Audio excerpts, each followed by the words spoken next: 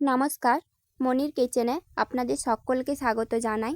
আজ আমি আনারসের চাটনি বানাবো। আনারস আর মাছের ডিম দিয়ে স্পেশাল চাটনি।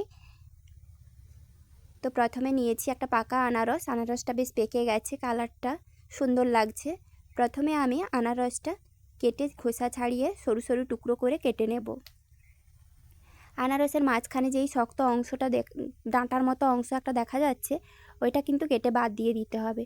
এরপরে পাতলা পাতলা করে সরু সরু করে কেটে নিচ্ছি।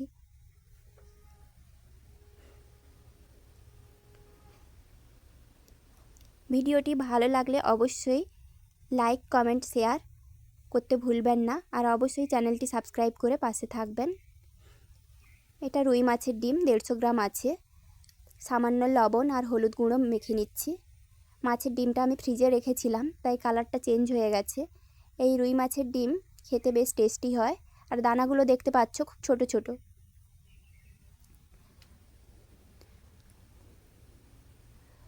গরম তেলের মধ্যে লবণ হলুদ মেখে রাখা মাছের ডিমটা আমি ভেজে নেব। অল্প তেলের মধ্যে কিন্তু মাছের ডিমটা ভেজে নিতে হবে। বেশি তেল দিলে মাছের ডিমগুলো খুব ছিটকায়।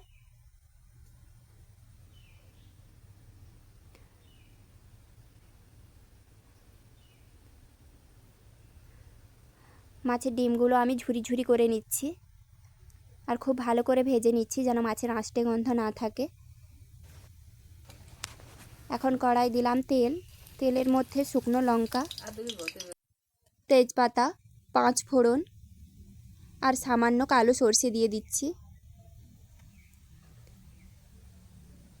নেড়ে চেড়ে নিচ্ছি। মশলাটা ভাজা ভাজা হচ্ছে এখন। এই সময় আমি কেটে রাখা আনারসটা হাতের সাহায্যে একটু চটকে নিচ্ছি। আপনারা চাইলে না চটকাতে পারেন, কিন্তু আনারসের চাটনিটা সামান্য গ্রেভি হলে আমার খেতে ভালো লাগবে, তাই আমি চটকে নিলাম।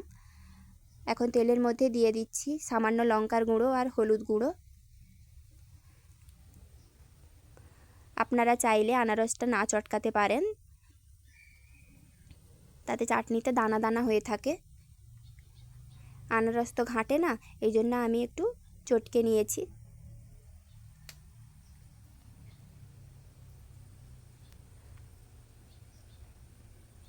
আর এতে করে কিন্তু তাড়াতাড়ি রান্নাটাও হয়ে যায়। আমি এভাবে 5 মিনিট রান্না করে নেব।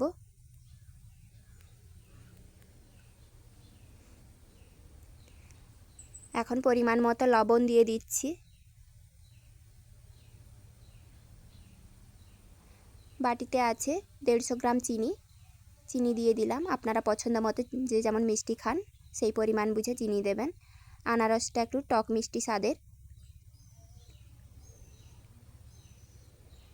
চিনিটা কিন্তু গলে গেছে, ফুটছে, দেখতেই পাচ্ছ, বোঝা যাচ্ছে যে চিনি গলে গেছে।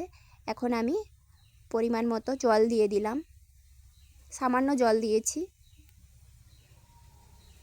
এখন দিয়ে দিচ্ছি ভেজে রাখা মাছের ডিম। এই মাছের ডিমগুলো চাটনি খাওয়ার সময় মুখে পড়লে বেশ দানা দানাগুলো খেতে ভালো লাগে, টেস্ট লাগে।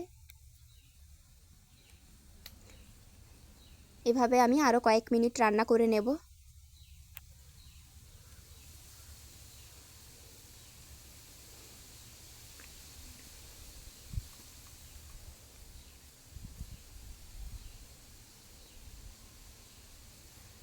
চাটনিটা এখন প্রায় কমপ্লিট। আমি দিয়ে দিচ্ছি জিরে গুঁড়ো, সামান্য জিরে গুঁড়ো ছড়িয়ে মিক্স করে নেব। ব্যাস, এখন আমি নামিয়ে নেব। মাছের ডিম দিয়ে আনারসের চাটনি কমপ্লিট। এই হলো তার ফাইনাল লুক। খেতে কিন্তু খুব ভালো লাগে। ভিডিওটি শেষ অবধি দেখার জন্য ধন্যবাদ। ভালো থাকবেন, সুস্থ থাকবেন সবাই।